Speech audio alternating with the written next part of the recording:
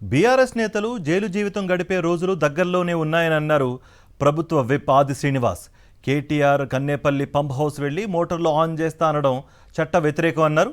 వారం రోజుల్లో కాళేశ్వరం బాగు చేస్తామని చెబుతున్న బీఆర్ఎస్ నేతలు కాళేశ్వరం కూలిపోయాక కేసీఆర్ వారం రోజుల్లో ఎందుకు ఏమీ చేయలేదన్నారు.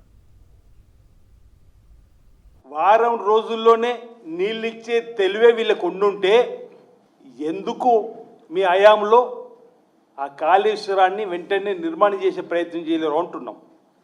దీని మీద సమాధానం చెప్పాలి కేసీఆర్ గారు. పిల్లల రాక్షసులను బయటకు పంపి ఇష్టానుసారంగా మాట్లాడుతున్నారే.